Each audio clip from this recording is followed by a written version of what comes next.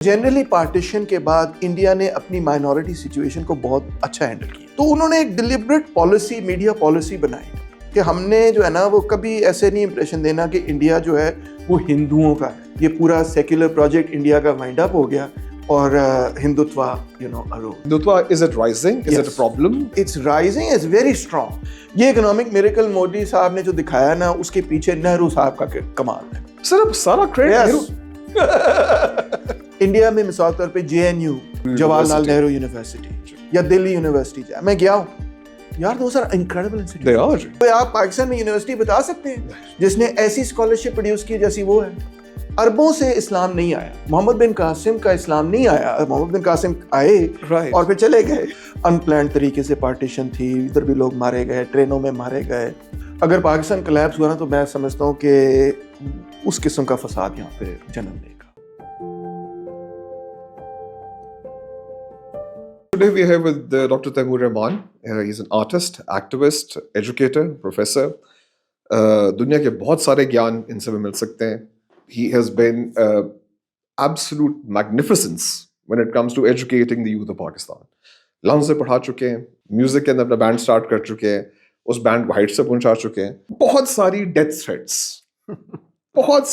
Threats in کو India, Pakistan, بنگلہ دیش ہر طرف سے آ چکی ہیں. اگر آپ کبھی جا کے ان کے کامنٹس پڑھیں جو ان کو ملے ہوتے ہیں تو ایک خطرناک قسم کی سچویشن اس کے ساتھ ہو رہی ہے. سر بتائیے کیا حال ہے آپ کے؟ What's your journey been from Aitchison college, Grinnell and then onwards, ذرا کچھ. بس سب سے پہلے تو یہ کہ ابھی بھی زندہ ہے, یہ اچھی بات ہے. لکی یو جی.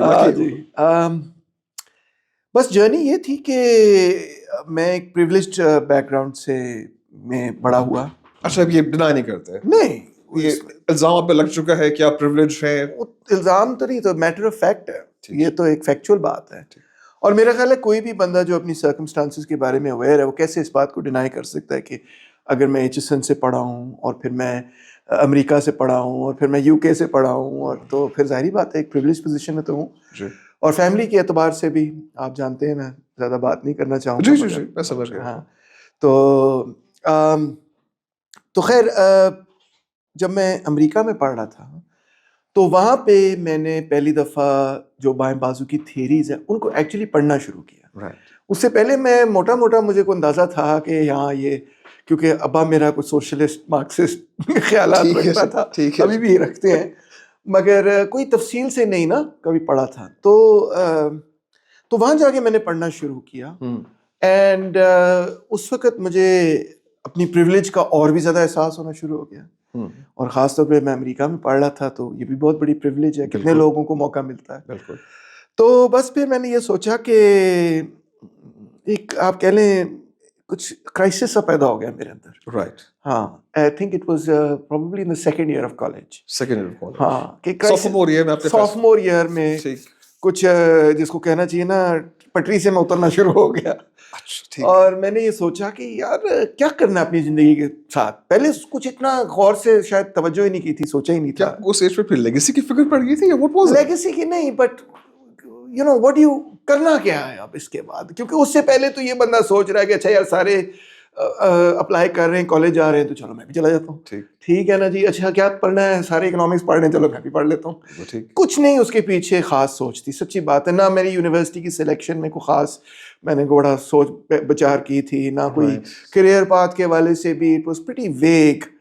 کوئی کلیئرٹی نہیں تھی مجھے کہ میں نے کیا کرنا ہے اپنی زندگی کے ساتھ.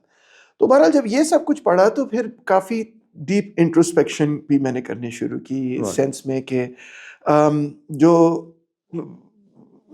جن سرکمسٹانسز نے مجھے پیدا کیا اس کے بارے میں سوچنا شروع کیا کہ اچھا یار میری امی کا یہ بزنس ہے, میرے گرینڈ فادر چیف جسٹس تھے, اچھا اس کا مطلب ہے کہ میں اس طرح اپنے آپ کو نا پوزیشن کرنا شروع, سیلف اویئر ہو گیا آپ کہہ لیں. پہلے بھی تھا مگر اور زیادہ ہو گیا. پھر تاریخ کے تناظر میں بھی آپ اپنے آپ کو ڈالتے ہیں کہ یار کدھر سے آ رہا ہوں, کیا کر رہا ہوں. تو بس پھر اس کے بعد یہ سوچا کہ زندگی کے ساتھ پھر کچھ اور کرنا چاہیے, وہ کرنا چاہیے جو کہ آپ اس وقت کر رہے ہیں, جو میں اس وقت کر رہا ہوں. سر یہ آپ نے اپنی آئیڈینٹی پہچان لی, مگر آپ نے دیکھا ہوگا پاکستان اٹ سیلف ایک بڑے عجیب قسم کے آئیڈینٹی کرائسس میں ہے. جی, کہ یہ Arabization of Pakistan, the Talibanization of Pakistan, the Indianization of Pakistan, ہم کون سی اسلامائزیشن میں پاکستان بھی گزر چکی ہے, ابھی تک چل رہی ہے, مجھے سمجھ نہیں آتی کہ ہم کہاں پہ کھڑے ہیں اس معاملے کے اندر. پاکستان کی آئیڈینٹی کہاں پہ ہے, لائک ویئر آر وی؟ یہ بالکل بھی مشکل سوال نہیں ہے. کوئی مشکل سوال اس کو ایم ہی مشکل بنا دیا ہے. یہ بڑا سادہ سا سوال ہے کہ ہم we are very much part of what is known as the Indo Islamic civilization, جو کہ انڈین ہے اور اسلامک کا ایک سنتھسس ہے, جو پچھلے 1000 سال سے نارتھ انڈین پلینس پر قائم, یا قائم کہہ لیں یا ڈیولپ ہوتی آئی ہے. ایک منٹ, آپ نے بھی جو انڈو اسلامک بات کی, یہ میں نے سنا ہے جو ملیشیا میں ایک اسلام چلتا ہے, ٹرکی کا اسلام چلتا ہے, انڈونیشیا کا اسلام چلتا ہے. میں نے کبھی یہ نہیں سنا کہ انڈیا کا اپنا اسلام چلتا ہے. بالکل ہے, بالکل. اور اگر آپ ایکیڈیمک لٹریچر دیکھیں تو اس میں everybody discusses it. But is it as widely accepted as a Malaysian version of Islam? Because جو پاکستانی اسلام مختلف ہے, انڈین اسلام مختلف ہے, بنگالی اسلام اپنا ہی لیتا ہے اسلام. انڈو اسلامک سویلائزیشن کا تصور تو بڑا عام ہے, انڈیا میں خاص طور پہ وائڈلی اکنالجڈ ہے. پاکستان میں نہیں. پاکستان میں تو ہم نے تو ساری اپنی آئیڈینٹی کو کنفیوز کر دیا نا. تو پھر مشکل سوال تو ہاں, وہ مشکل بنا دیا نا, ہے نہیں, بنا دیا خام خام. یہ آپ نے صحیح, بالکل ہم نے بنا دیا اپنے لیے مشکل, ہے نہیں مشکل. تو ہم ایک انڈو اسلامک سویلائزیشن کا بہرحال پروڈکٹ ہیں, اس کا حصہ ہیں, اس میں ہم ڈیولپ ہوئے ہیں, اسی میں ہم پیدا ہوئے ہیں. اس کی اپنی ایک ثقافت ہے جو کہ بیسکلی پرشین ثقافت سے بہت زیادہ متاثر ہے. انفیکٹ بڑی خوبصورت کتاب ہے, the Persianate age of Islam in India, اگر اور the Persianate age of India actually. I've heard about the Indo-Persian Islam. Yes, Indo Persian ہی ہے نا, یہ وہی آپ کہہ لیں اس کو, وہ بھی کہہ سکتے ہیں, وہی کوئی اختلاف نہیں ہے, کوئی اختلاف نہیں ہے, وہی لفظ, تھوڑے سے لفظوں کی ہیر پھیر ہے, مگر کانسیپٹ کا وہی مطلب ہے. سو اسلام یہاں باہر سے نہیں آیا, یہاں پہ اپنا ایک اسلام یس باہر سے آیا, مگر یہاں کے کلچر ثقافت کے ساتھ جڑ گیا. باہر سے ہی آیا, ظاہری بات ہے, یہاں سے تو نہیں جنم لینا تھا اس نے. اور جو انڈینز, مگر فرق یہ ہے نا کہ عرب سے نہیں آیا, عربوں سے اسلام نہیں آیا. محمد بن قاسم کا اسلام نہیں آیا, محمد بن قاسم آئے اور پھر چلے گئے, ٹھیک ہے چلے گئے, مگر عربز کا انفلوئنس نہیں ہے اس ہمارے خطے میں, انفلوئنس ہے پرشینز کا. اور پرشینز کا بھی لوگوں کے ذہن میں یہ بات جاتی ہے کہ ایرانینز کا. نو, پرشینیٹ جو گریٹر پرشیا کا تھا, جس میں سینٹرل ایشیا, افغانستان, جو لارجر پرشینیٹ کیا نام ہے سویلائزیشن تھی, جس میں ٹرکک ہاسمن, یہ وہ منگولین, ہاں, وہ سارا انفلوئنس خاص طور پہ یہاں پہ آیا, اور پھر یہاں کی اپنی مقامی سیاست ثقافت کے ساتھ وہ جڑ گیا. اسی نے اپنی بہت ساری مختلف قسم کی خیالات, ثقافت, موسیقی, سینس آف ہیومر, فوڈ, کھانا پینا ہمارا سارا یونیک ہے. یہی وجہ ہے کہ جب ہم لوگ جو اپنے آپ کو بڑے کٹر مسلمان سمجھتے ہیں, جب ہم عربیہ جاتے ہیں ہم کلچر شاک میں ہوتے ہیں کہ یار یہ کیا چکر ہے, اور وہ جب یہاں آتے ہیں وہ کہتے ہیں یہ کیا چکر ہے. تو وی آر اے یونیک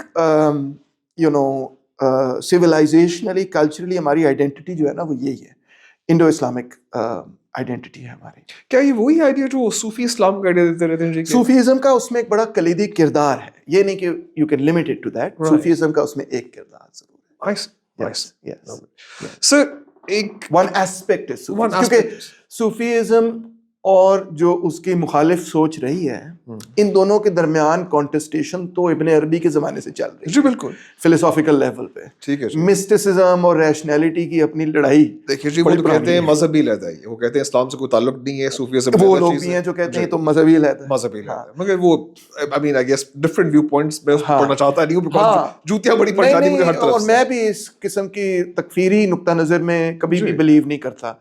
تو میں یہ نہیں کہتا کہ مذہبی علیحدہ ہے, مگر میں یہ ضرور کہتا ہوں کہ ایک فلسافیکل ڈسکشن مسٹسزم, ریشنیلٹی کے درمیان کرسچینٹی میں بھی ہے, انفیکٹ کبالسٹ جوڈیزم میں بھی ملتی ہے, اور ہمارے اندر بھی ملتی ہے. ہمارے یہاں سنکریٹک ٹریڈیشن میں ملتی ہے جی, کہ بھکتی موومنٹ ہوئی تھی, اور جی ہماری صوفی موومنٹ ہے, یہ ایک آئیڈیا ہے ہر مذہب, ہر کسی. یہ وہی انڈو اسلامک جو سیولائزیشنل آئیڈینٹی ہے, یہ وہ چیز ہے. اب آپ دیکھیں نا, میں آپ کو ایک مثال دیتا ہوں چھوٹی سی, کہ اگر آپ لاہور سے دلی جائیں گے تو آپ کو لگے گا یہ بھی لاہور ہے. بالکل جی, آپ کو بالکل فرق نہیں محسوس ہوگا. بامبے کراچی بھی آپ کو ایسے محسوس ہوگا. انفیکٹ اگر آپ پنجاب سے دوسرے پنجاب میں چلے جائیں, آپ کو بڑا کوئی ڈفرینس بھی نہیں پتہ چلے گا, سوائے جب آپ سائنس پڑھیں گے, وہ گرمکھی میں لکھے ہوں گے, آپ کہیں گے ایک ہی لکھا ہے, مگر ادروائز آپ لوگوں سے بات کریں گے آپ کو فیل ہی نہیں ہوگا کہ کوئی بہت بڑا فرق ہے. تو مگر جب آپ لاہور سے چلے جائیں گے کابل, آپ کو فرق محسوس ہوگا جی. ایون آپ کو پشاور میں شاید فرق محسوس ہو. مگر پوائنٹ یہی ہے کہ ایکچولی جو انڈو اسلامک सिविलाइजेशन का नॉर्थ इंडिया, अच्छा हाँ, अगर आप नॉर्थ से साउथ चले जाएं, नॉर्थ इंडिया से साउथ इंडिया चले जाएं, टोटली डिफरेंट कल्चर है और आप बिल्कुल नहीं रिलेट कर पाएंगे. मैं गया हूँ साउथ इंडिया में गया और आई वाज लाइक स्टन्ड कि यार ये तो इतना फर्क है कि जिसकी हाथ. इवन इंडियंस के लिए हिंदुइज्म के अंदर रहते हुए भी जो नॉर्थ इंडिया की मिथोलॉजी है और जो साउथ इंडिया की मिथोलॉजी है, टोटली ऑपोजिट्स हैं. नॉर्थ इंडिया के जो विलन्स हैं वो साउथ इंडिया में हीरोज हैं. जी.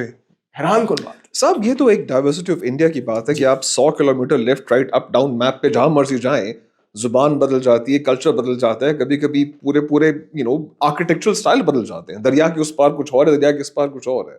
आई गेस वो हम अगर पूरा नॉर्थ और साउथ को देख लें वो तो फिर जमीन और आसमान बदल जाए. बहुत फर्क है. तो मगर नॉर्थ इंडिया में ना एक कॉमनैलिटी हमें नजर आती है, यानी कि अगर आप इधर से शुरू करें पाकिस्तान से अक्रॉस इंडस सिविलाइजेशन से अक्रॉस गंजेटिक सिविलाइजेशन वगैरह, ये जो पूरी बेल्ट है ना, राइट, इसमें एक कॉमनैलिटी बहरहाल आपको मिलेगी. और यही वजह देखो ना कि देखें ना कि जब हम उनकी फिल्में देखते हैं, वो हमारे गीत सुनते हैं, तो हम ऐसे उनके साथ रिलेट करते हैं जैसे कि वो ये अपनी कोई बात है. बिल्कुल जी. हमारे जोक्स वही होते हैं.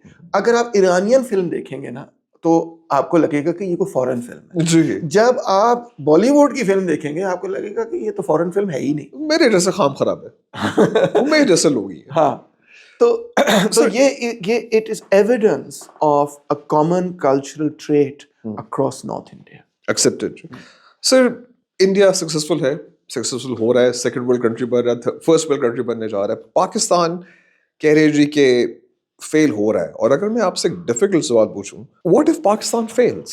अगर पाकिस्तान कोलैप्स कर गया है, पाकिस्तान फेल कर जाता है, तो फिर रीजन पे क्या होगा? बहुत डिजास्टर होगा, बहुत बड़ा डिजास्टर होगा. देखिए ना, जिस तरह पार्टीशन हुई तो कितना नुकसान हुआ, कितने लोगों का अनप्लान्ड तरीके से पार्टीशन थी. इधर भी लोग मारे गए, ट्रेनों में मारे गए, क्रॉस करते हुए सिखों का और मुसलमानों का इतना फसाद हुआ जिसकी हद साहब को. अगर पाकिस्तान कोलैप्स हुआ ना तो मैं समझता हूँ कि उस किस्म का फसाद यहाँ पे जन्म लेगा. बहुत बुरा हाल होगा अगर इस तरह केओस में स्टेट फेलियर टाइप सिचुएशन हो. न्यूक्लियर स्टेट जहाँ पे मजहबी इंतहा पसंदी बहुत बड़े पैमाने पर और सेक्टेरियनिज्म बहुत बड़े पैमाने पर है, और जिसके बॉर्डर पर एक ऐसी हुकूमत है जो औरतों को तालीम नहीं देने के लिए तैयार. अफगानिस्तान जो ये कहती है कि आज ट्रेड फेयर काबुल में था, उन्होंने कहा औरतें जो हैं वो तिजारत ट्रेड फेयर में भी नहीं आ सकती. हालांकि हज़रत खदीजा रज़ी अल्लाह ताला अन्हा जो हैं वो आप सब जानते हैं कि वो एक ताजिर थी जी. तो वो भी सारा मामला बड़ा अजीबोगरीब सा है. तो मेरा ख्याल है कि अगर स्टेट फेलियर होता है it can be very very big disaster. और छोटा मुल्क भी नहीं है, 6 लाख की तो फौज है और one of the largest countries in the world है. सो 240 मिलियन की आबादी है. तो we have to find some वे. मैं नहीं चाहता कि स्टेट फेलियर हो. सर हमारे दोस्त हैं इम्तियाज आलम साहब, वो तो बिलीव करते हैं कि स्टेट फेलियर हो चुका है. Pakistan already failed. वो कहते हैं collapse of the Roman empire took 400 years. हाँ. So it can keep rolling along as ये बात इसमें कुछ सदाकत है. हाँ है. जी, इसमें है. क्योंकि स्टेट्स की जो फेलियर होता है ना वो इतना इमीडिएट नहीं होता. और डेफिनेशंस का फर्क है. मतलब अगर आप कह रहे हैं कि लॉन्ग टर्म व्यू में देखें जी, तो डेफिनेटली स्टेट जो है वो कामयाब नहीं साबित हुआ फिलहाल. Do you think Pakistan is a failed state? It's heading that way. इस सेंस में मैं कह रहा हूँ कि देखिए ना, एज ए पॉलिटिकल साइंटिस्ट हम फेल्ड स्टेट्स में डिफरेंशिएट करते हैं जी. एक होता है जो फेल्ड स्टेट की डेफिनेशन होती है कि वो कोलैप्स हो गया, यानी कि स्टेट है ही नहीं. जैसा रुवांडा में टूटसीज और उन्होंने मारा एक दूसरे को, और भी बहुत सारे एग्जांपल्स हैं. Right. So that's what we call actually state failure. ठीक है. मगर एक और डेफिनेशन भी आप दे सकते हैं ब्रॉडर हिस्टोरिकल कॉन्टेक्स्ट में, जिसने इम्तियाज साहब ने बात की है कि जिस तरह रोमन एम्पायर फेल हो गया था मगर वो फेल होते होते भी उसको 200 साल लग गए थे जी. तो दैट्स ट्रू कि जब स्टेट्स की जो लाइफ है वो बहुत लंबी होती है. तो आप देख सकते हैं कि अपनी मौत की तरफ जा रहा है मगर उसको गिरते गिरते भी पता नहीं कितना टाइम लग सकता है. राइट. तो अनफॉर्चुनेटली मुझे ये नजर आता है कि जो फंडामेंटल कॉन्ट्रडिक्शंस हैं पाकिस्तान के अंदर और मसाइल हैं वो हम हल करने में कामयाब नहीं है. और अगर ऐसे मामला चलते रहे, अभी रियासत तो मजबूत है, राइट, मगर आगे जाके ऐसे रियासत नहीं चल सकती. सर क्या बेहतर ना होता कि पार्टीशन होती ही ना? Revisionist history. अब देखें उस वक्त जो हालात बन गए थे, आई सपोज के इट्स ऑलवेज स्पेक्युलेटिव टू से ना होती, मगर अगर ना होती تو پھر بھی پاسبلٹی تھی کہ کافی فساد وغیرہ ہوتے, کافی پرابلمس پیدا ہوتے. یہ بھی پاسبل. یاد رکھیں کہ پارٹیشن آف بنگال اور پارٹیشن آف پنجاب سب سے پہلے نہرو اور کانگریس نے اس کے لیے الیکٹ کیا تھا کیبنٹ مشن پلان میں. جب Jinnah was against the partition of Bengal and Punjab. Yes that's true exactly. مگر جب پروونشل اسمبلی میں کانگریس نے ووٹ ڈالا کہ پنجاب اور بنگال کو پارٹیشن کرو, which was a precursor to the partition of India. It was clear کہ یہ ہونے چاہیے. سو ایون کانگریس فیلٹ کہ partition is a better option than working with the Muslim League and working with this situation that's been created. Right. It was not so, مطلب حالات کچھ اس قدر کشیدہ اس وقت ہو چکے تھے کہ آئی ایم ناٹ شیور کہ کیا اس کے علاوہ کیا ہوتا پھر. اگر دیکھیں پارٹیشن ہوئی کتنا بندہ مارا گیا. It was already maybe by 47 a little too late. مگر یہ میں ضرور کہوں گا کہ اگر میں 1920s 30s 40s میں پولیٹیکل ایکٹیوسٹ ہوتا تو میں پوری کوشش کرتا کہ جو ہندو مسلم یونٹی کا کوشچن ہے اس کو سالو کرو.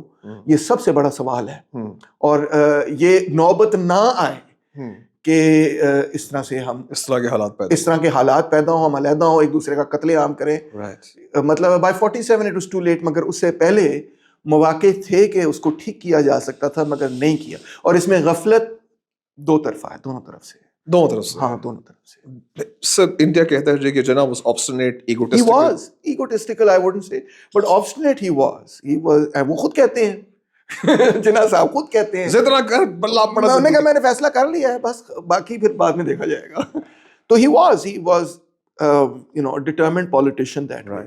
مگر لوگ یہ بھی تو یاد رکھیں اور ہم یہ یاد رکھیں کہ جناح صاحب کا ایک سٹیچر ہوا کرتا تھا ایک زمانے میں کہ he was considered one of the main leaders of Congress, not of Muslim League. Congress party کے مین لیڈرز میں ان کا شمار تھا گاندھی سے پہلے.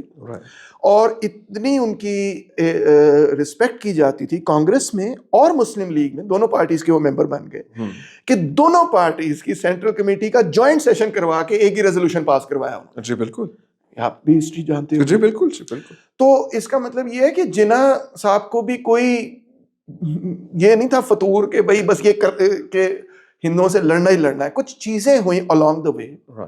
35 کے الیکشن, 37 کی منسٹریز وغیرہ, کس طرح گاندھی سے کانفلکٹ, ایگزیکٹ دیٹ ٹو, اور برٹش نے کس طرح سے مینیپولیٹ کیا سچویشن کو. بہت ساری کمپلیکیٹڈ قسم کی چیزیں ہوئیں جس کی وجہ سے بائی 47 یہ حالات نکل آئے. مگر بہتر تو یہی ہوتا کہ بہتر ہمیشہ یہی ہوتا ہے کہ ملینز آف لوگوں کی زندگی نہ اجڑے, چیزیں نہ تباہ. مگر اب it's too late to talk about. It's too late. اب تو 70 سال ہو گئے, ہم تو پاکستان میں پیدا ہوئے ہیں. تو اب speculate. Let's talk about the present. دونوں ملکوں میں کچھ پارٹیشن کے بعد ریمنٹس رہ گئے تھے, مائنورٹیز, کچھ صرف مسلمان وہاں رہ گئے, کچھ ہندوز یہاں رہ گئے. ذرا بتائیے, بڑا لالی پاپ سا کوشچن ہے, which country has treated their minorities better? I mean, Pakistan نے بہتر ٹریٹمنٹ کیا مائنورٹیز کی, انڈیا نے بہتر ٹریٹمنٹ؟ بنگلہ دیش. سر نہیں سر, اس وقت جو ہندوؤں کے ساتھ ہو رہا ہے بنگال میں, صحیح بات ہے. نہیں تو مذاق بھی نہ کرے سر, مذاق بھی نہ کرے. بنگالیوں نے بڑا برا کیا ہندوؤں کے ساتھ. نہیں, بہاریوں کے ساتھ بھی کوئی اچھا نہیں کیا. جی خیر مائنورٹیز اس پورے خطے میں, خیر پوری دنیا میں مائنورٹیز سب کہاں. نہیں, مگر نہرو پیریڈ کے بارے میں یہ کہا جا سکتا ہے کہ نہرو پیریڈ ایک ایسا پیریڈ بہرحال تھا with some exceptions. اس میں بھی کچھ چیزیں نہرو نے بڑی غلط کی. مگر جنرلی پارٹیشن کے بعد انڈیا نے اپنی مائنورٹی سچویشن کو بہت اچھا ہینڈل کیا جب تک کہ بی جے پی نہیں آئی. تو انڈیا جیت گیا اس وقت کے پیریڈ میں. اگر دیکھا جائے خصوصی طور پر کہ پاکستان کی فرسٹ 25 ایئرس دیکھیں اور انڈیا کے فرسٹ 25 ایئرس دیکھیں تو انڈیا اس وقت زیادہ سکسیسفل ثابت ہوا in treatment of minorities. ہاں ایبسلیوٹلی, کیونکہ ہم تو ٹوٹ گئے نا. ہم نے تو بنگالیوں کے حوالے سے پہلے 25 سال کے اندر اندر ہم اپنے ملک کو اکٹھا نہیں رکھ سکے, اور انہوں نے جو ایشوز وغیرہ تھے کسی طرح مینیج کیے کہ وہ اکٹھے انہوں نے رکھا. ایون کشمیر کے معاملے پہ انہوں نے جو ہے ان کو بڑی وائڈ اٹانومی دے کے کوشش کی کہ بھائی کسی طرح ہم ان کو منا لیں. اور بھی بہت سارے, پھر انہوں نے پوری کی پوری انڈین اسٹیٹ کو اسٹیٹس میں توڑ کے تو وائڈ پروونشل اٹانومی دی. تو اس طرح انہوں نے جو ایک, اور پھر فوری طور پہ کانسٹیٹیوشن قائم کرنے میں وہ کامیاب ہو گئے. ڈاکٹر امبیڈکر, نہرو دے ایبسلیوٹلی. اور انہوں نے ایگزیکٹلی دلت پرابلم کو بھی اس طرح سے ایڈریس کیا کہ انہوں نے ڈاکٹر امبیڈکر سے کہا کہ آپ کانسٹیٹیوشن لکھیں. بالکل. پھر انہوں نے کئی دفعہ جو ہے مسلم بہت کنسیشنز دیے, ہاں اور مسلمانوں کو پریزیڈنٹ بنایا, جی ناٹ اونلی کانگریس پارٹی کا جس طرح آزاد صاحب تھے, مگر انڈیا کا پریزیڈنٹ 3 دفعہ مسلمان رہا. تو اس اور پھر انہوں نے بڑی کانشیس پالیسی رکھی اپنے میڈیا میں کہ ہم نے جو ہے نا مسلمانوں کو بڑی واضح قسم کی ویزیبلٹی بھی دینی. صاحب ان کی history text books there were chapters upon the Mughals and very little data about Chandragupta Maurya and باقی جو ان کے ہندو ایمپررز تھے. We acknowledge کہ بھئی انڈیا نے بڑا اچھا سنبھال کے رکھا. ایون بالی ووڈ دیکھیں was dominated by Muslim actors. سب سے بڑے انڈیا کے سٹارز ریسنٹ لیول تک خانز وغیرہ رہے ہیں, کبھی سلمان خان, کبھی شاہ رخ خان, کبھی عامر خان, کبھی اور اس سے پہلے بھی Dilip Kumar and everything was born in Peshawar and so on, you know. تو اس کا مطلب یہ کہ انہوں نے بڑی ڈیلیبریٹ پالیسی رکھی. دلیپ کمار کی پرانی فلمیں آپ دیکھیں, وہ انہوں نے ہر فلم کے اندر یہ میسج ہوتا تھا کہ عمر اکبر انتھونی وہ بھی ہے, اور میرے ذہن میں دھول کا پھول جیسی فلمیں ہیں, تو ہندو بنے گا نہ مسلمان بنے گا, انسان کی اولاد ہے انسان بنے گا. تو انہوں نے ایک ڈیلیبریٹ پالیسی, میڈیا پالیسی بنائی کہ ہم نے جو ہے نا وہ کبھی ایسے نہیں امپریشن دینا کہ انڈیا جو ہے وہ ہندوؤں کا ہے. یہ پارٹیشن کے بعد ان کو خیال آیا, پہلے آ جاتا تو شاید کچھ بچت ہو جاتی, مگر بہرحال پارٹیشن کے بعد نہرو نے بہت پالیسیز ایسی بنائی کہ یہ کبھی بھی فیل نہیں ہونا چاہیے کہ مسلمان جو ہے نا وہ سیکنڈ کلاس سٹیزنز ہیں. ٹھیک ہے. So he was successful. He was successful. But sir, اور ہم ڈکٹیٹرشپ میں پھنس گئے. If he was successful, then Manmohan Singh کے دور میں رپورٹ آئی تھی about the conditions of Muslims. I'm sure آپ نے دیکھی ہوگی, it was like بری حالات ہیں. ابھی ریسنٹلی عزیز پریم جی صاحب کی فاؤنڈیشن نے ایک رپورٹ پبلش کی about the condition of Muslim entrepreneurs, جیسے کہ Muslims in India still face discrimination. کیا حالات ہیں, لائک یہ پاکستان میں we can't deal with minorities, India میں ان کو ایشوز ہیں ابھی تک, یا ان کو مسلمانوں کا اپنا مسئلہ ہے, چکر کیا ہے یہ؟ دیکھیں انڈیا میں تو جو مسلمانوں کا کے حالات پھر بنے وہ that's a complicated question to be honest. اور اس کی ایک وجہ یہ ہے کہ جو مسلم انٹیلیجنسیا تھا وہ تو سارا پھر نکل گیا نا انڈیا سے, وہ تو سارا پاکستان آ گیا. تو جو منٹو پاکستان آ گئے, ہاں منٹو پاکستان آ گئے, منٹو بھی اور بہت سارے لوگ, میں سمجھ گیا. ہاں تو جو مسلمان انڈیا میں رہے ان کی کلاس کنفیگریشن میں بھی بڑی تبدیلیاں آئیں. یہ ایک دلچسپ بات ہے. So are you bringing class politics into this? Yes, very much so. Very much so. Very much so. The Muslim elite, decided کہ یوپی وغیرہ لکھنؤ کی کہ بھائی پاکستان چلیں. تو اس کا مسلمانوں کو بھی نقصان, یعنی پارٹیشن کا نقصان انڈیا کے مسلمانوں کو بھی بڑا ہوا ہے.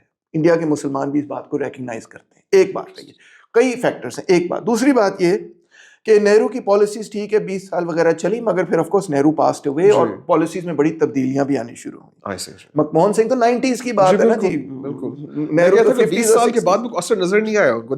20 سال از نتھنگ. اگر آپ ایک ایسے ملک کے بارے میں بات کر رہے ہیں جس میں بلین بندہ بیٹھا ہوا ہے اور اتنا ڈائیورس ملک ہے, اس میں 20 سال کی پالیسی تو ایک پل جھپک کے برابر ہے نا.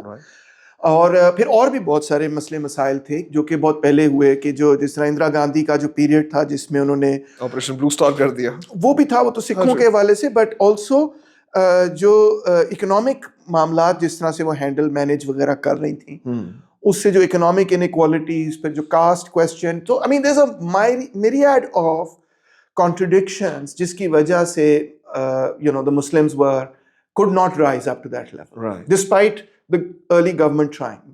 مگر پھر جو بھانڈا ہی پھوٹ گیا وہ تب ہوا obviously جب کہ یہ پورا سیکولر پروجیکٹ انڈیا کا وائنڈ اپ ہو گیا اور ہندوتوا arose. ایک منٹ سر, آپ کہہ رہے ہیں کہ India is no longer secular?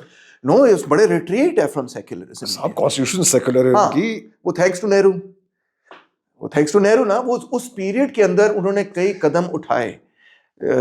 جو نہرووین سوشلزم کا پیریڈ تھا, بہت قدم اٹھائے, مگر آج کچھ اور وہ سارا پیچھے کی طرف کھینچنے کی کوشش ہے نا بی جے. بتائیے صاحب کھل کے, کیا حالات ہیں اس وقت انڈیا کے؟ Hindutva is it rising, is it a problem?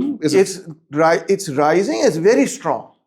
درگاہ کے بمبرز کو وہ سپورٹ کر رہے ہیں, ان کو وہ سیلیبریٹ کر رہے ہیں, کیا یہ حالات ہو رہے ہیں؟ آئی مین دیکھیں, میرا تھیسس اس پہ یہ ہے, میرا نقطہ نظر اس پہ یہ ہے کہ جو ایفرٹس ہوئے گورنمنٹ پاکستان نے بھی کیے اور انڈیا نے بھی کیے, کانسٹیٹیوشن لیول پہ وہ اچھے تھے, کچھ میڈیا لیول پہ بھی اچھی چیزیں انہوں نے کی, میں نے جیسے آپ کو بتایا, کچھ ٹوکن چیزیں بھی انہوں نے کی کہ مسلمان پریزیڈنٹ بنا دو وغیرہ وغیرہ.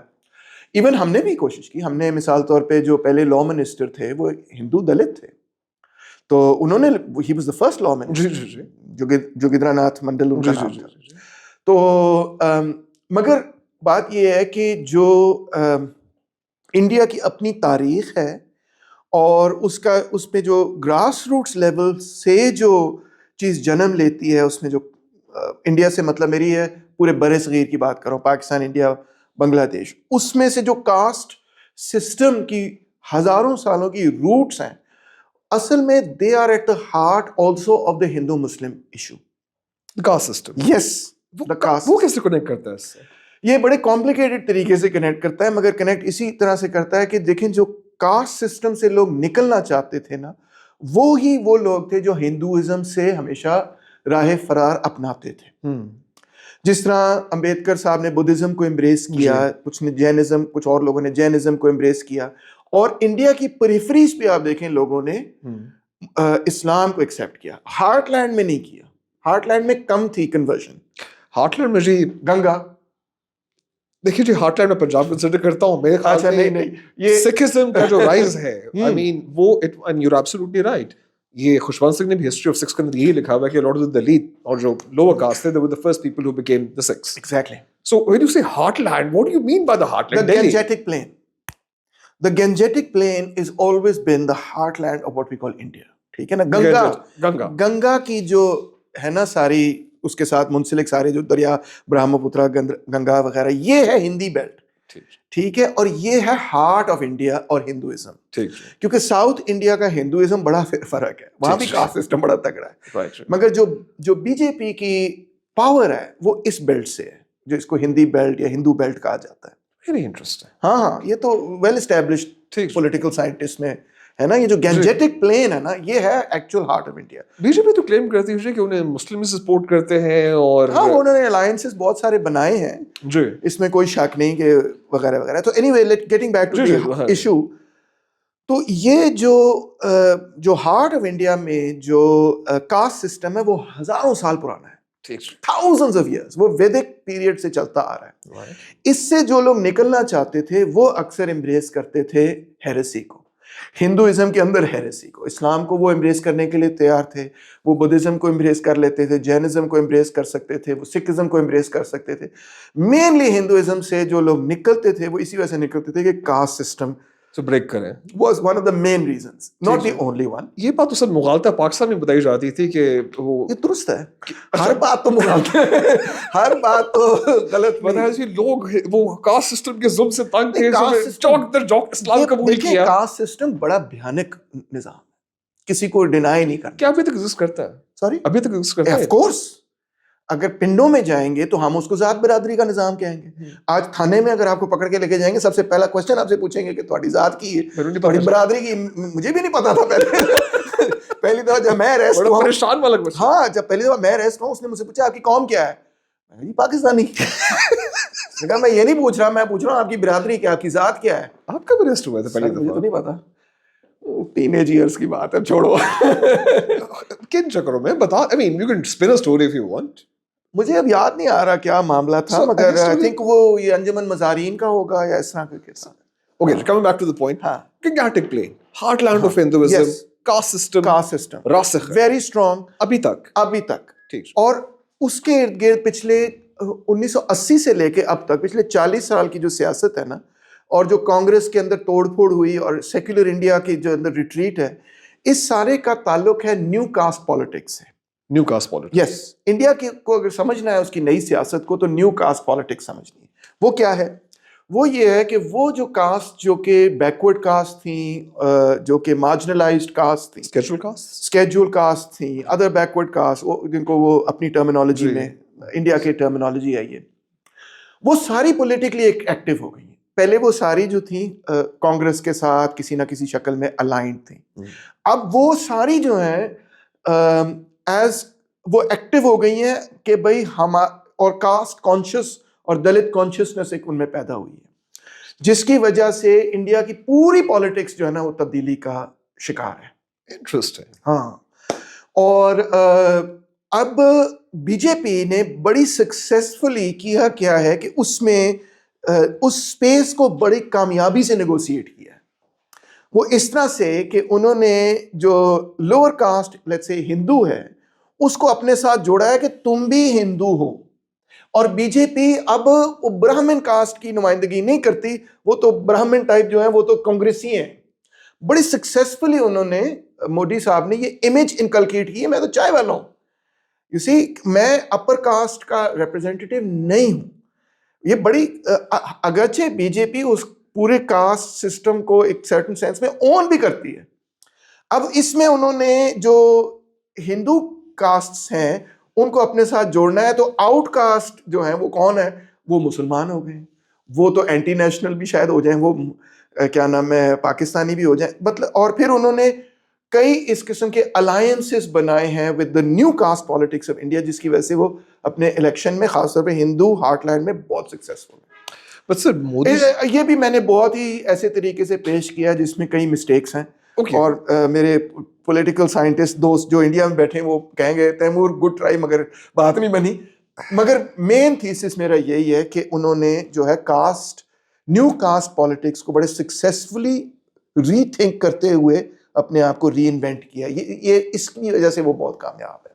سر یہ ابھی آپ نے یہ کاسٹزم کی بات کی اور مودی جو کا ذکر کیا, سوری آپ کتھکرام میں, اور اسی کی وجہ سے جو مسلمانوں کی جو سچویشن ہے وہ بھی اسی نیو کاسٹ پالیٹکس اور اس سارے جھنجھڑ میں پھنسی پڑی ہے.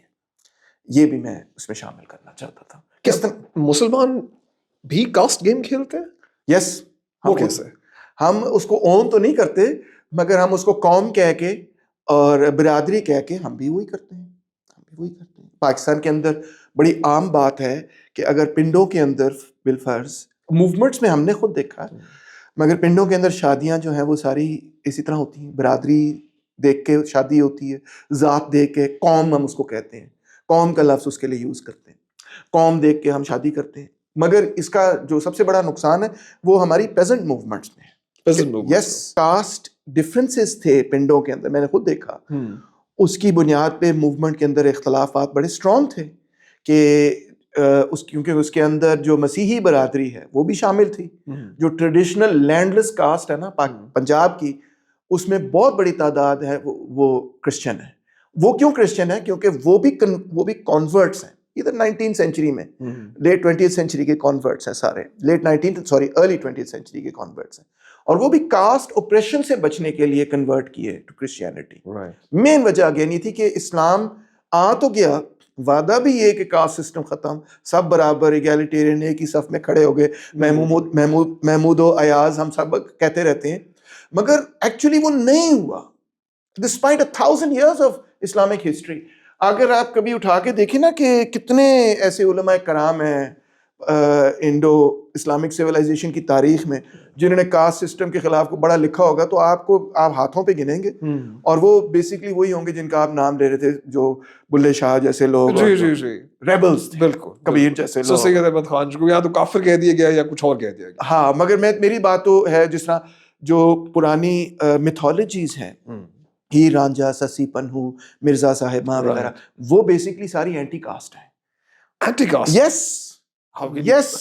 یہ کیا تھی ان کا مین میسج یہ ہے کہ یہ کاسٹ سسٹم ختم ہونا چاہیے. صاحب رانجھا کوئی غریب آدمی نہیں تھا, تخت ہزارے کا بادشاہ, مگر برادری اس کی فرق تھی. اچھا برادری فرق. یس. اوکے, سیال ہیر. کیا جھگڑا کیا تھا؟ جھگڑا تو یہی تھا کہ بھئی وہ برادری اور ہے, یہ برادری اور ہے. اور پیغام کیا تھا؟ پیغام یہ تھا کہ ذات برادری جو ہے اس کا پیار میں عمل دخل نہیں ہونا چاہیے. پیار تو کسی سے بھی بندے کو ہو سکتا ہے, اور ہونا چاہیے. اور وہ شروع ہیر وارث رانجھا وارث شاہ کی اس طرح سے شروع ہوتی ہے کہ بھئی God is the first lover and the first beloved is the prophet, peace be upon him. تو عشق جو ہے, پیار جو ہے, یہ تو ایک ڈیوائن چیز ہے.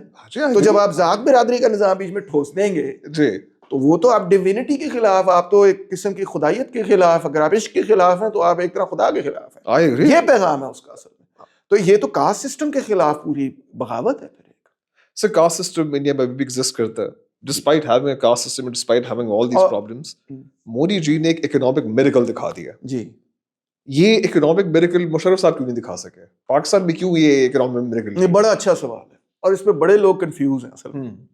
یہ اکنامک میریکل مودی صاحب نے جو دکھایا نا, اس کے پیچھے نہرو صاحب کا کمال ہے. سر اب سارا کریڈٹ اس کی وجہ یہ ہے کہ نہرو نے ایک پالیسی بنائی جس کے تحت گورنمنٹ نے آئی ٹیز قائم کی, جو انفارمیشن ٹیکنالوجی کی یونیورسٹیز ان کی ہیں, اور ایک بہت بڑے لیول پہ, اور انہوں نے یونیورسٹیز اور اسکولز کالجز وغیرہ ایک بہت بڑے لیول پہ ایجوکیشن پالیسی بنائی. انہوں نے کہا جی ہم نے کیچ اپ کرنا ہے ویسٹ کے ساتھ, تو ہم نے پڑھنا ہے. یہ اس کی سوشلسٹ پالیسی سوچ کے ساتھ جڑا ہوا تھا, اور اس کے نتیجے میں ایک بہت بڑی کھیپ تیار ہوئی ینگ لوگوں کی جو کہ گورنمنٹ انسٹیٹیوشن سے پڑھے ہوئے تھے. A class world class government institutions ہیں, وہ گورنمنٹ انسٹیٹیوشن سے پڑھے ہوئے تھے.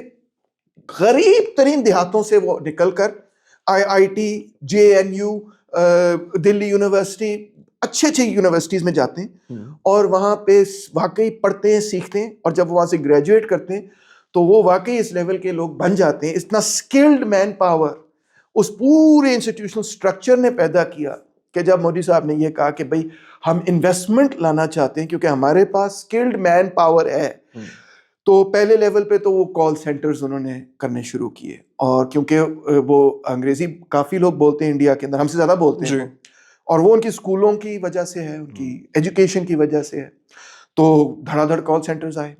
پھر اس کے بعد ڈیٹا پروسیسنگ وغیرہ شروع ہو گئی, ہاں, پھر اس کے بعد پروگرامنگ, یہ وہ دھڑا دھڑ انویسٹمنٹ انڈیا کے اندر آئی.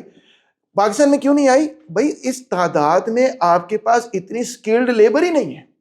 اگر آپ کے پاس 5-10 لاکھ اس طرح کے اتنے اسکلڈ لیبررز ہوتے جو کہ وہ سارے کام کر سکتے ہیں تو دھڑا دھڑ یہاں پہ بھی کیپٹل آتا. مگر انڈیا کے پاس جس لیول پہ وہ اسکلڈ لیبر ہے, اس لیول پہ فرینکلی, ویسے تو سیاستدانوں کو بڑا شوق ہے, ہمارے جو نوجوان بڑے پوٹینشیل والے ہیں, وہ پوٹینشیل والے جب کہتے ہیں نا, اس کا مطلب ہے کہ ہم نے, اس کا مطلب یہ ہے کہ وہ کچھ نہیں بھی کر سکتے, سارا کچھ بعد میں ہوگا. جب پوٹینشیل کا مطلب یہ ہے نا کہ ابھی نہیں ہے, بعد میں ہو جائے گا. تو we don't have that skilled labor power because we don't have that education system. وہ نہرو نے بنایا, ہم نے نہیں بنایا. ہم نے تو پرائیویٹ ایجوکیشن دی. آپ میں اچھے اسکولوں کالجوں میں پڑھ گئے, اور جو گورنمنٹ کی ایجوکیشن کا لیول تھا it's very bad, it's really bad. کبھی آپ, میں انسٹیٹیوشن کا نام نہیں لوں گا, مگر جو پبلک انسٹیٹیوشنز ہیں وہ مجھے بلاتے ہیں کہ جو ہم فیکلٹی ہائر کر رہے ہیں اس کے بورڈ پہ آپ بھی بیٹھے, چیک کریں فیکلٹی کون سی ہائر کرنی چاہیے. اور وہ پاکستان کی اپنی یونیورسٹیز کے پی ایچ ڈیز ہوتے ہیں, اور مجھے دکھ ہوتا ہے کہ ان کے پاس ایک پی ایچ ڈی کی ڈگری ہے, مگر جو ان کی جو کیپیسٹی ہے ابھی, اور ریڈنگ ہے اور انڈرسٹینڈنگ ہے, وہ ابھی اس لیول کی نہیں ہے جو کہ ایک world class P H D کی ہوتی ہے, یا ایون جو انڈیا کے پی ایچ ڈیز کی ہوتی ہے. مثال طور پہ انڈیا میں, سوری میں بہت باتیں کر رہا ہوں, گڈ جی, I really appreciate that. ہاں جی پلیز. انڈیا میں مثال طور پہ جے این یو اگر بندہ جائے, جواہر لال نہرو یونیورسٹی یا دلی یونیورسٹی جائے, میں گیا ہوں یار, those are incredible institutes, they are fantastic, world fantastic institutes. اور وہاں پہ جس قسم کے انٹلیکچوئلس پیدا ہوئے ہیں, انفیکٹ آپ دیکھیں سبالٹن اسٹڈیز کا اسکول پورا, جس کے میں خلاف ہوں. اب جی مطلب میں اس کے حق میں نہیں ہوں, آپ میرا ذاتی اختلاف ہے آپ سے اس بارے میں, مگر وہ تو ایک پولیٹیکل ڈسکشن, رائٹ. مگر ایٹ دا سیم ٹائم بھائی کسی تھرڈ ورلڈ کنٹری میں اتنا بڑی اسکالرشپ اتنے لیول کی, کوئی آپ پاکستان میں یونیورسٹی بتا سکتے ہیں جس نے ایسی اسکالرشپ پروڈیوس کی جیسی وہ ہے؟ سر ابھی ہم نے کنفیوشس انسٹیٹیوٹ کھولا ہے پنجاب یونیورسٹی میں, جہاں پہ آپ شور ہم کچھ بڑی کوئی امیزنگ قسم کی فلسافیکل ریسرچ پروڈیوس کریں. اب بس دیکھتے جائیے, 2 ہفتے اور دے دیں, ابھی وہ ٹائپنگ ہو رہی پیپر کی. سر آپ سیکولر ہیں جی, اینڈ آپ کو پتا سیکولر ہے تو پاکستان میں گالی ہوتی جی, بن گیا ہے. اچھا کبھی نہیں تھا, پہلے کسی کو پتہ ہی نہیں تھا. ضیاء نے بنا دیا, ضیاء نے سیکولر گالی بنا دی. اس سے پہلے خیال میں جناح صاحب بھی سیکولر ہی تھے. نہیں, اس سے پہلے جو ایڈمنسٹریشنز وغیرہ آئیں اور گئیں, ان میں بہرحال کہیں کہیں پہ وہ اسٹینڈ لے جاتے تھے سیکولرزم. ہاں, مگر ضیاء صاحب نے کہ بالکل ہی, ہاں, جس طرح منیر کیانی رپورٹ اگر آپ نے پڑھی ہو تو وہ بڑی ریمارکیبل چیز ہے. Justice Munir Kayani, yes, it is quite a remarkable document, اور وہ آپ اس کو دیکھ سکتے ہیں ایز اے ڈاکیومنٹ کہ وہ بالکل سیکولر اصولوں کے تحت ہے. جی.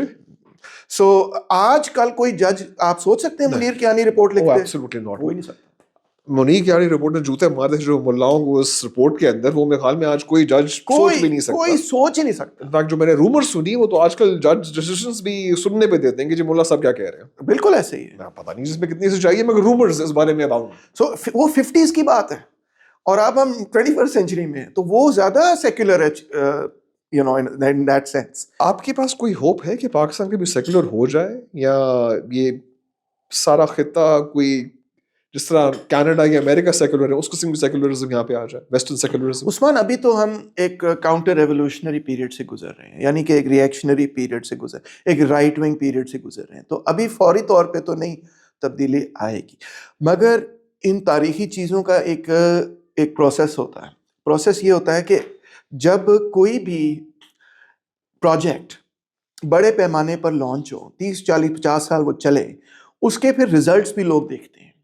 اگر اس کا رزلٹ یہی ہے کہ طالبان پیدا ہوئیں گے, ٹی ٹی پی پیدا ہوگی, ٹی ایل پی پیدا ہوگی, تو کسی نہ کسی پوائنٹ پہ تو پبلک نے کہنا ہے کہ یار اس کا تو کوئی فائدہ نہیں ہو رہا, یہ اس سے تو ہم اپنے آپ کو تباہ کر رہے ہیں. اگر اس کا رزلٹ یہی آخر میں جا کے کہ عورتیں یونیورسٹی نہیں جا سکتی, اسکول نہیں جا سکتی, کاروبار نہیں کر سکتی, تو کسی نہ کسی پوائنٹ پہ تو پبلک یہ کہے گی کہ یار یہ کچھ جو ہم سوچ رہے تھے اس میں سے نکلے گا وہ تو نہیں نکل رہا, تو کچھ اور سوچا جائے. تو وہ ابھی پوائنٹ آیا نہیں, مگر مجھے امید ہے کہ کبھی نہ کبھی میری زندگی میں آ ہی جائے. سیکولر کے علاوہ ابھی آپ نے خواتین کی بات کی, جو consider yourself a feminist as well. دیکھیں, میں اپنے آپ کو فیمنسٹ اس لیے نہیں کہتا کیونکہ پھر فیمنسٹ ناراض ہو جاتے ہیں. کیا چکر ہے آپ کو, پھٹا بھی اگر فیمنسٹ کہیں کہ یہ بڑا فیمنسٹ ہے تو میں خوشی خوشی لیبل قبول کر لوں, مگر اپنے آپ کو نہیں. You would not call no. So Justin Trudeau, وہ پرائم منسٹر. مگر میں یہ کہوں گا کہ میں خواتین, I am in favor of the emancipation of women. یہ میں کہوں گا. Do you believe women are enslaved right now? Yeah, absolutely. 100%. Pakistan میں بھی, پوری دنیا میں ایسے ہے, پاکستان میں چھوڑیں آپ, پیٹریارکی ایک I agree with the idea. World wide نظام ہے. ایک سوال پیدا ہوتا ہے, اسلام compatible with progressive visions? Yes, it can be. Yes, it can be. Depend کرتا ہے آپ کی انٹرپریٹیشن پہ obviously.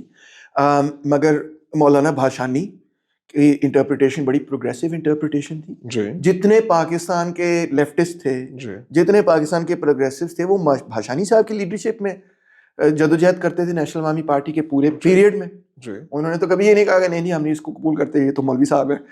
وہ پروگریسو انٹرپریٹیشن تھی. ابوالکلام آزاد کی بڑی پروگریسو انٹرپریٹیشن تھی اسلام. ڈیپینڈس کہ پیریڈ کون سا ہے.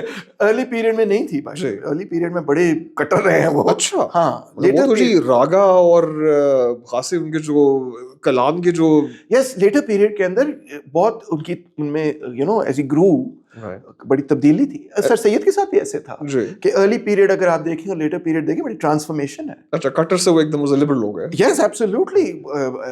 سر سید صاحب بڑے کٹر مولوی ہوا کرتے تھے ایک زمانے میں. اچھا, یس, یہ کہانی کے بارے میں. آزاد صاحب بھی بڑے ہارڈ کور جس کو کہتے ہیں نا رائٹ ونگ قسم کے ہوتے تھے, but in their very young age. اور دلچسپ بات یہ ہے کہ it is the opposite with Maududi صاحب. مودودی صاحب اپنی ینگ ایج کے اندر بڑے پرو کیا کہہ لیں کانگریس ہوتے تھے, اور بڑے ان کے بڑے ڈفرنٹ ویوز ہوتے تھے, اور وہ بعد میں جا کے دوسری طرف گئے. سو دونوں طرف جا سکتے ہیں لوگ. آئی گیس آپ کے ویژن اور ویوز ایوالو ہوتے جاتے ہیں جس طرح بڑے ہوتے جاتے ہیں. آئی گیس کوئی کہانی ہے, I gave them credit for it, جو وہ کرنا چاہے وہ ایکچولی حالات کو دیکھتے ہوئے تجزیہ کر رہے تھے. مثال کے طور پہ سر سید نے 1857 کی وارز وغیرہ دیکھی اور اس کا تجزیہ کیا, اور اس کے حوالے سے ان کی سوچ میں بھی اس سے پہلے بھی اور اس کے بعد بھی ان کی سوچ میں بڑی تبدیلیاں وغیرہ آئیں. And he was examining it. I don't agree with him, کیونکہ وہ پرو برٹش تھے, اس پہ میں ان کے ٹوٹلی خلاف ہوں. مگر دوز ور دا سرکمسٹانسز جس سے تبدیلی آئی. اسی طرح آزاد صاحب میں جو تبدیلی آئی وہ اس وجہ سے تھی کہ انیشلی تو وہ صرف عثمانی خلافت کو بچانا چاہتے تھے, خلافت موومنٹ کے ساتھ. مگر پھر جب انہوں نے دیکھا کہ کانگریس اس کے ساتھ جڑی اور پھر ایک بڑا ایجنڈا بنا, تو پھر ان کی سوچ میں بڑی تبدیلیاں آئیں. کمپوزٹ انڈین نیشنلزم کا تصور ڈیولپ ہوا اینڈ سو آن. سو تحریک میں بہت ساری کی وجہ سے بہت ساری تبدیلیاں آتی ہیں. اور انفیکٹ ارلی پیریڈ کے اندر جو انفلوئنشل چیزیں تھیں مودودی صاحب کے لیے بھی, وہ بھی تقریباً یہی چیزیں تھیں. یہی پیریڈ تھا جس سے مودودی صاحب کی سوچ جو ہے وہ ڈیولپ ہوئی. آپ کو ایسا اسلام میں کوئی برائی نظر نہیں آتی؟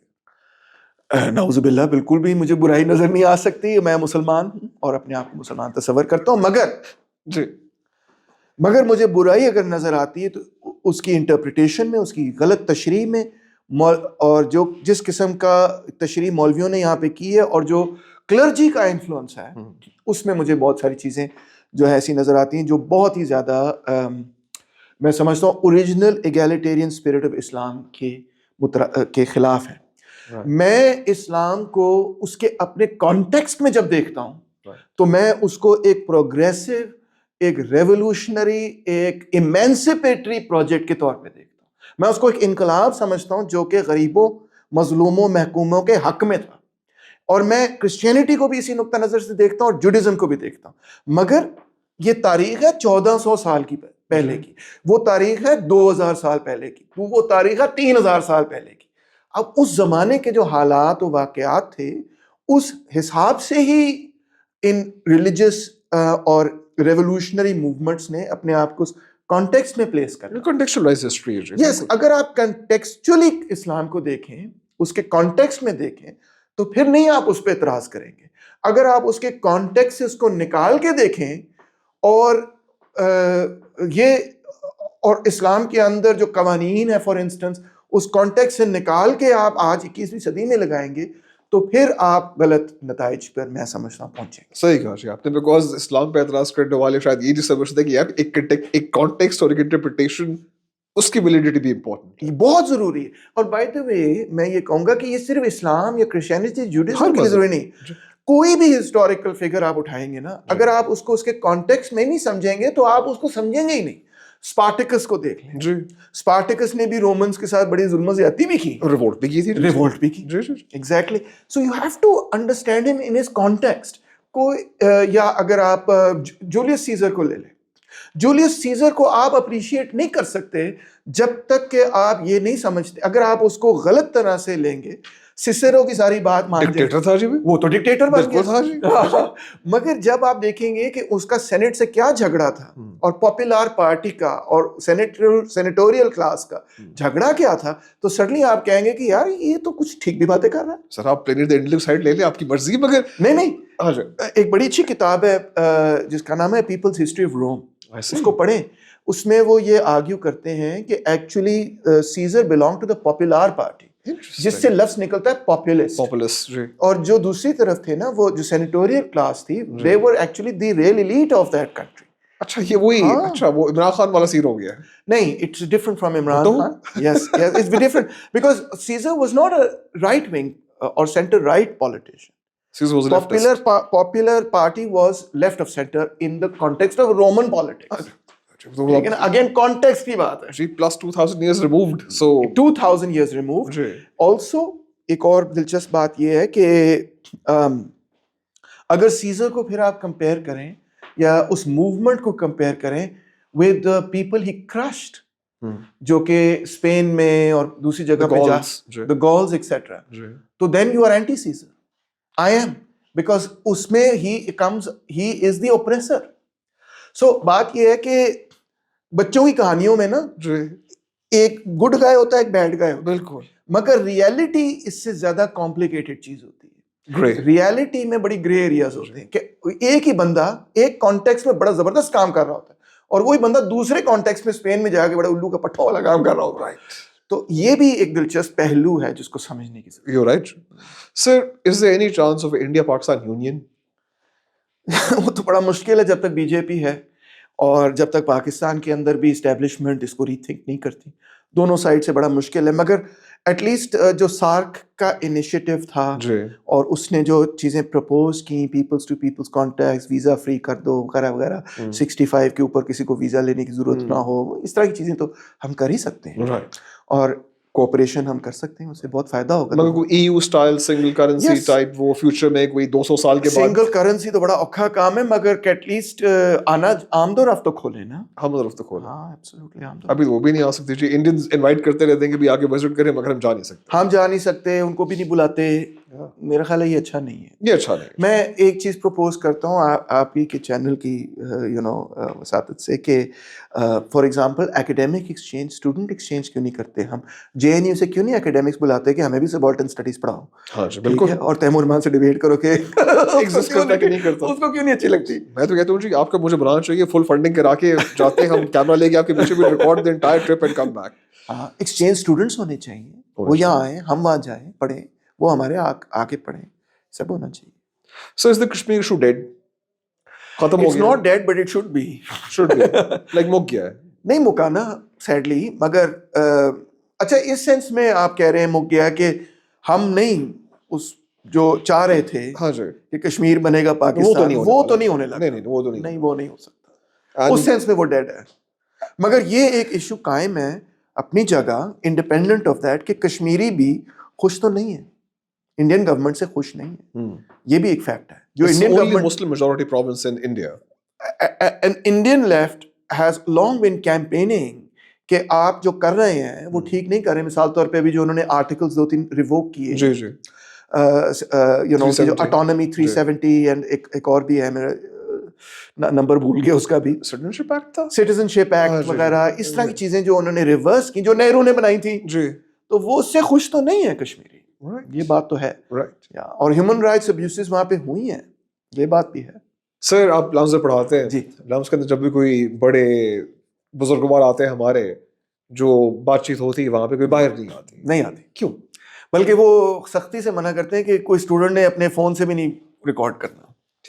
اس کی وجہ یہ ہے کہ جب وہ آتے ہیں ان کی خواہش یہ ہوتی ہے کہ ہم کینڈیڈلی لمز کے اسٹوڈنٹ سے بات کریں. ہاں, اور اگر وہ چیز ریکارڈ ہو رہی ہے تو پھر ہم اتنی کینڈیڈلی نہیں بات کر سکیں گے. ٹھیک ہے جی. تو مثال طور پہ جب chief of army staff Bajwa صاحب آئے تھے تو ان کی خاص یہ ریکویسٹ تھی کہ نہیں ریکارڈنگ نہیں کرنی, بیکاز اگر ریکارڈنگ کریں گے تو جو میں باتیں کروں گا وہ پھر باہر جائیں گی. جب وہ باہر جائیں گی تو سیاسی لوگ جو ہیں ان میں کوئی اس کو شیئر کرے گا, اس کو شیئر کرے گا, پھر میں اتنی کھل کے بات نہیں کر سکوں گا. ٹھیک, تو انہوں نے کہا کہ میں کھل کے بات کرنا چاہتا ہوں, اس لیے ریکارڈنگ نہ کریں. میں سمجھ گیا. اور پریویسی کے لیے انہوں نے کہا جی کہ اس بارے میں بات کو باہر بھی نہیں ہوگی.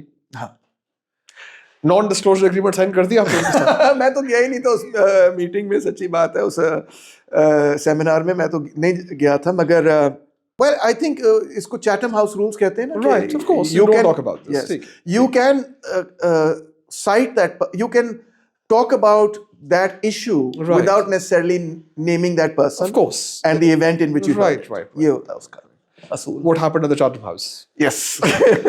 سر ایک اور سوال پوچھ رہا تھا. کچھ لوگ مجھے کہتے ہیں جی کہ بلاول از the last hope for Pakistan.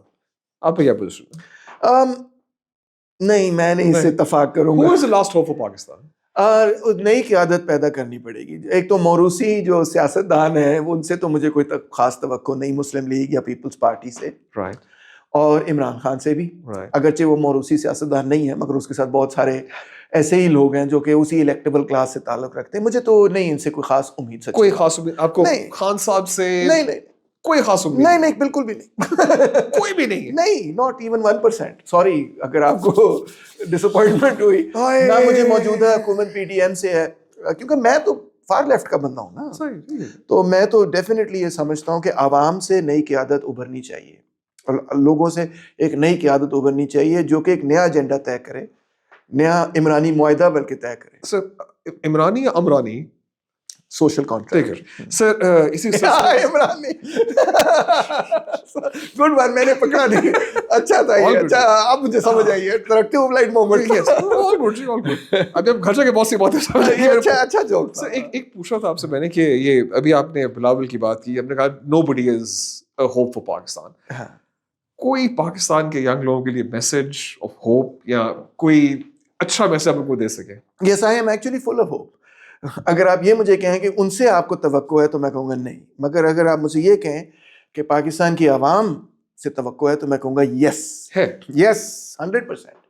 دیکھیں سر, بات یہ ہے کہ پاکستان کی پبلک نے متعدد بار اپنے جمہوری حقوق کے لیے وہ قربانیاں دی ہیں اور وہ جدوجہد کی ہے جو کہ مثالی ہے, اور ایک نہیں ایسے ہیروز پیدا کیے ہیں اپنی تاریخ میں جو کہ جن کی تاریخ کو دبا دیا گیا. اگر واقعی ان لوگوں کی تاریخ پڑھی جائے تو وہ کمال ہے.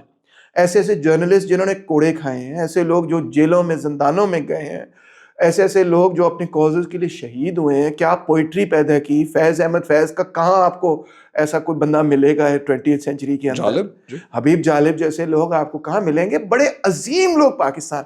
اور ورکنگ کلاس موومنٹ میں سے مرزا ابراہیم جیسے انکریڈیبل ٹریڈ یونین لیڈرز اور ورکنگ کلاس لیڈرز, حیدر بخش جتوئی کا میں نے نام لیا, انکریڈیبل لیڈرز ہم نے پیدا کیے, انکریڈیبل لوگ ہم نے پیدا کیے. مگر کیونکہ ہماری سوسائٹی میں ملٹری نہ صرف ڈکٹیٹرشپ تھی, ایک انٹلیکچوئل ڈکٹیٹرشپ بھی ہے, تو پبلک نہیں جانتی. مگر نہ جانتے ہوئے بھی وہ پھر بھی نئے ایسے لوگ پیدا کرتے ہیں. یہ ہوپ فل سر. او یس سر ایک سوال آ گیا جی, بڑا امپورٹنٹ کہ جی ہمارے اوپر بلینز اپون بلینز پتہ نہیں کتنے خرپینچ ڈالر کا قرضہ ہے, ہم واپس کرنے جوگے تو ہے نہیں.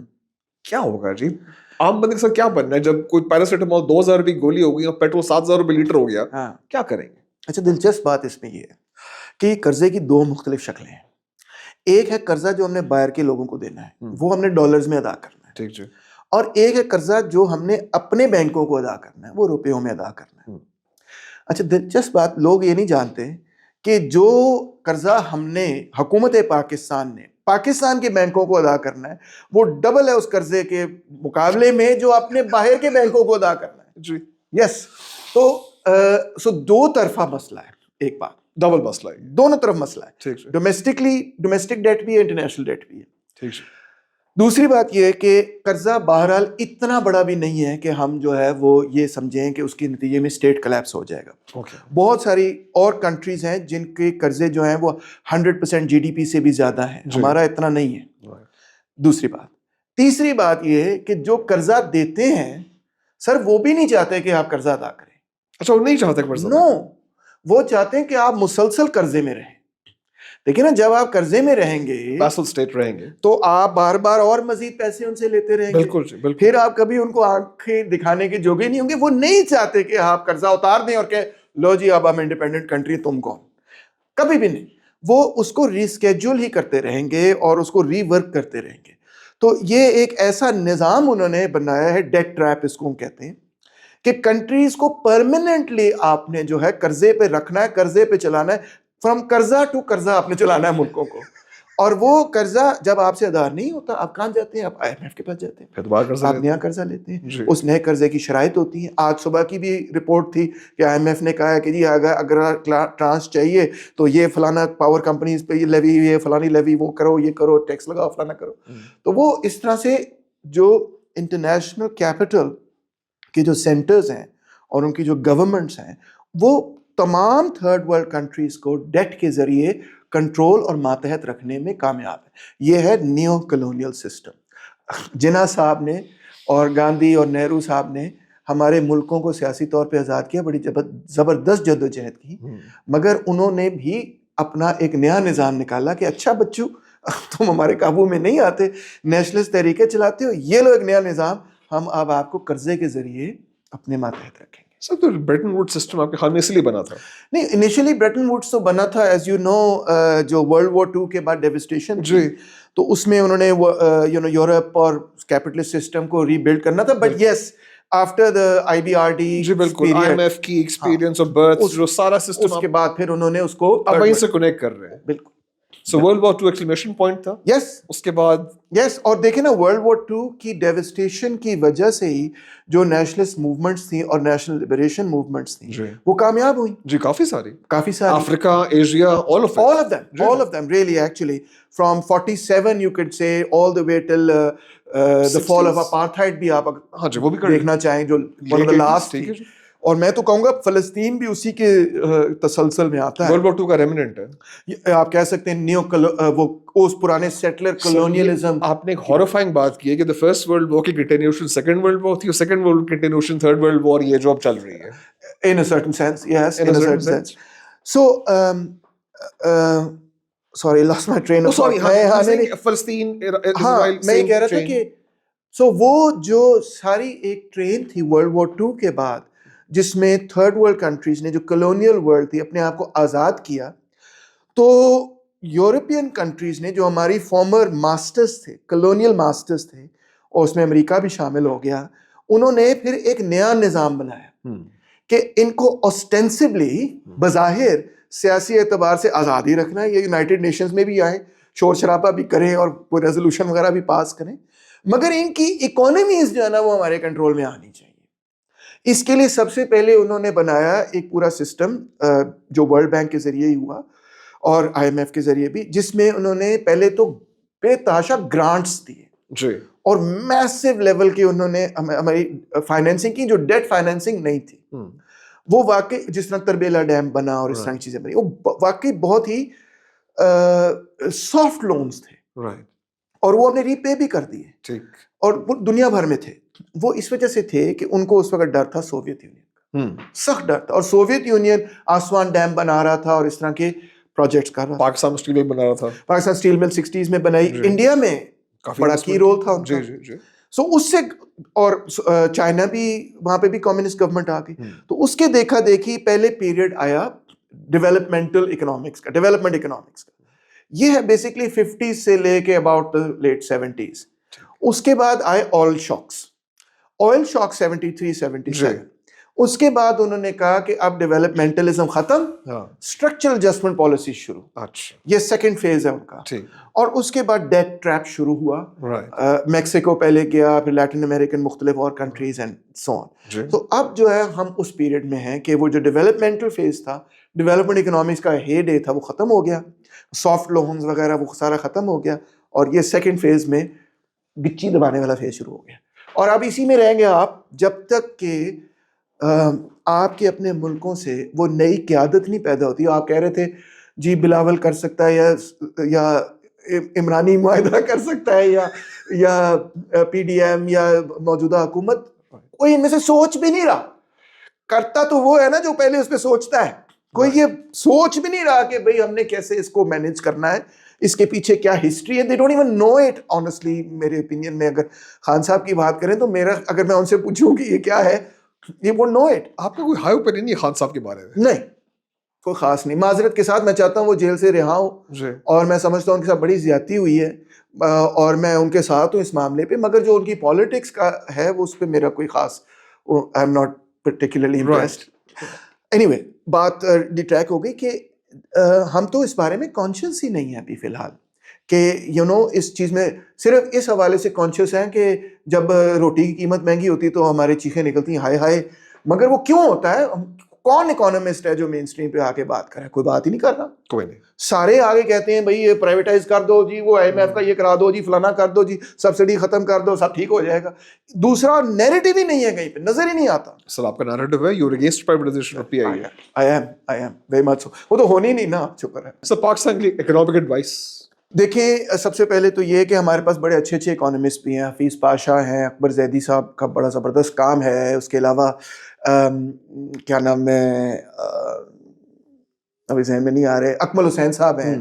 Really they've done some incredible work. تو میں اگر مجھ سے آپ پوچھیں کہ کیا کرنے کی ضرورت ہے, سب سے پہلے تو یہ کرنے کی ضرورت ہے کہ آپ نے کو جو امپورٹس ہیں اس پہ ایک کیسکیڈڈ سسٹم آف پروٹیکشن لگانی پڑے گی. امپورٹ سے پروٹیکشنز سوری امپورٹس پہ آپ کو کیسکیڈڈ بیریئرز لگانے پڑیں گے. اوکے ٹھیک ہے. ایکسپورٹس بوسٹ کرنی ہے, امپورٹس کو کٹ کرنا ہے تاکہ بیلنس آف ٹریڈ دوبارہ سے ٹھیک ہونا شروع. سب میں نے ٹیسلا منگانی اب نہیں منگا سکتا. نہیں, بالکل نہیں. کوئی ٹیسلا نہیں آئے گی, کوئی نہیں.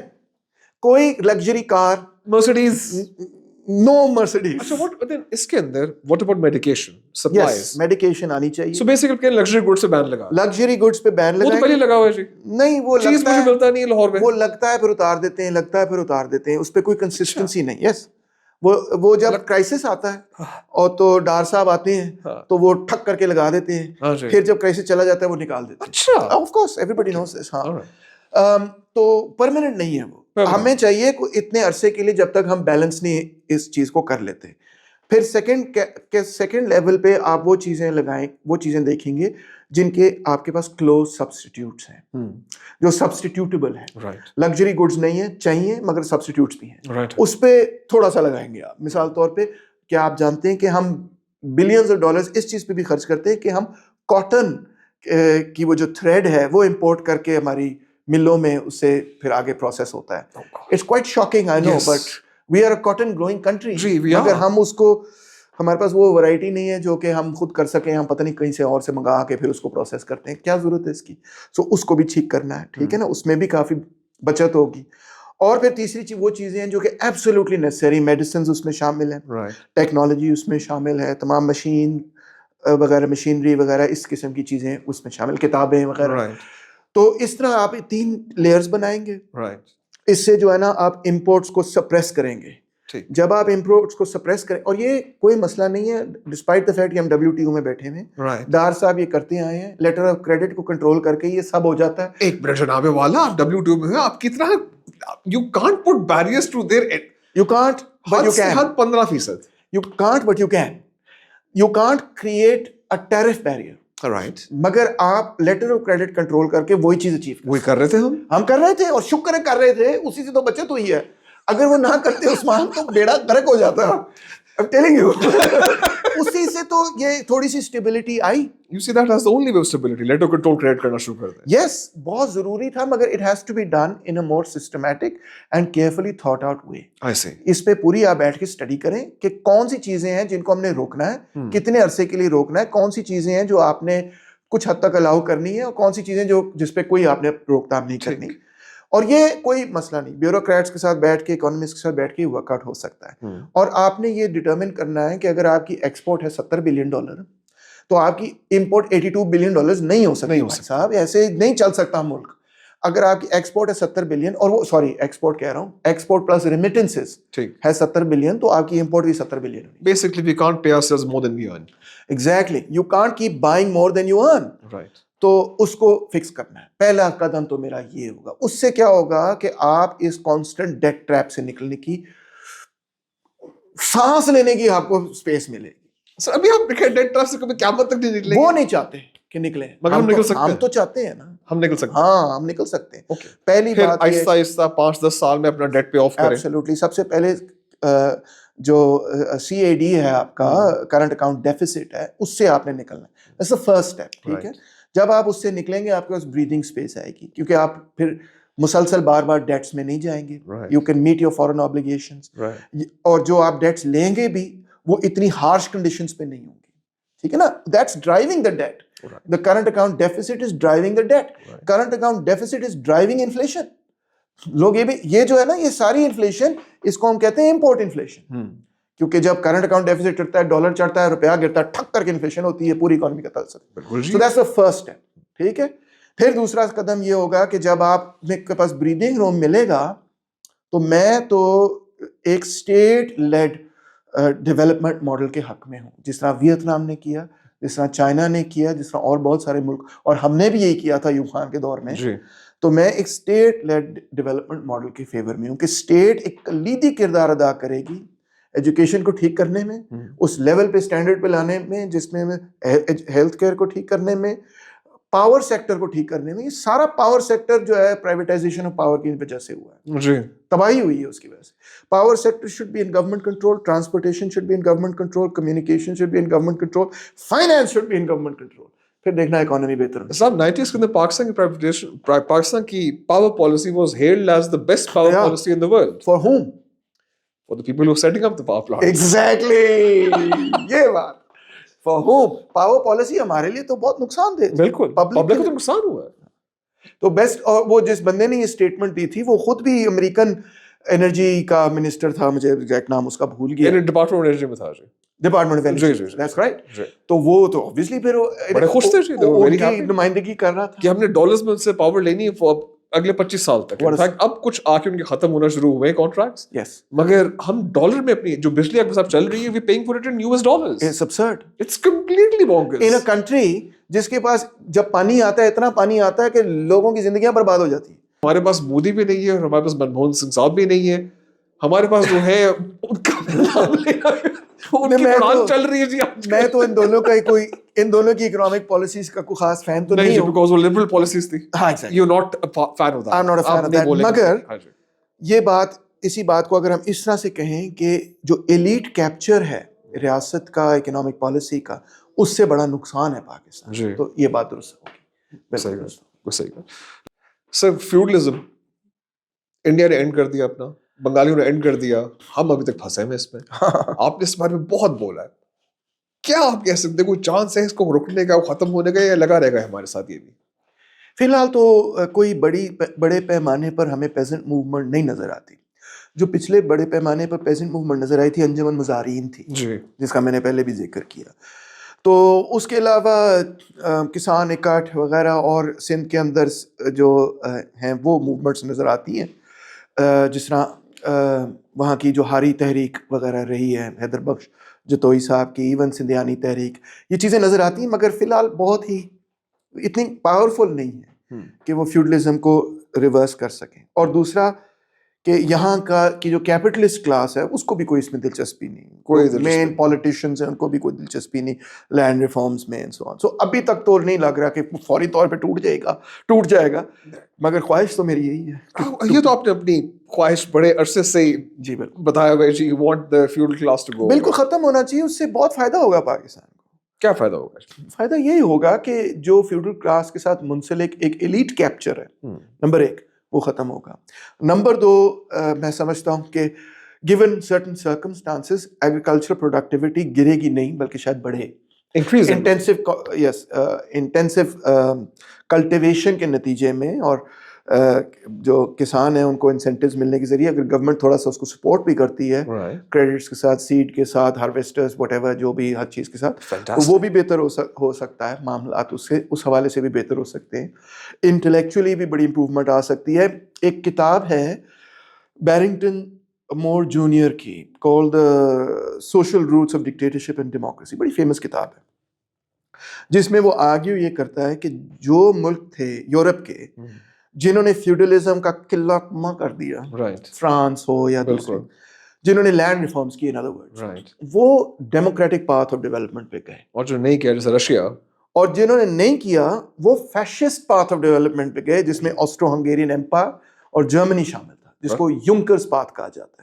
رشیا نے تو پھر 1917 میں اڑا دیا نا فیوڈل لارڈز. نہیں مگر رشیا میں تو 1940s تک سرفڈم چل رہی تھی. نہیں 40s تک تو غلط ہاں absolutely wrong. In fact Russia کے اندر 1860s کے اندر زار نے پہلے ریفارمز کیے. I thought Stalin was the one who actually put a final end to serfdom and وہی میں ساری تاریخ بتا رہا ہوں نا. 1860s was the first major reform بالکل ٹھیک ہے, which started the development. Tsarist reforms جو آئے تھے کہ drag Peter the Great, exactly کے بعد سے ایک ماڈرنائزیشن, ورنہ یہ تو مر جائیں گے سارے. ٹھیک ہے, ماڈرنائزیشن ہو تو گئی. وہ ایک ماڈرنائزیشن شروع ہو چکی تھی 19th سینچری میں, جیسے کیپٹلزم ڈیولپ ہوا, ایک پرولٹیریٹ ڈیولپ ہوئی. 1917 میں جب لینن کی گورنمنٹ آئی تو انہوں نے واسٹ لیول پہ فیوڈلزم کا قلہ کما کر دیا. ہاں, one of the first decrees of Lenin جب اس نے اقتدار حاصل کیا وہ یہ تھا کہ اب زمین فیوڈل لارڈز کی نہیں ہے, یہ کسانوں کو ہم نے دے دی ہے. پہلی ڈکری میں یہ شامل تھا.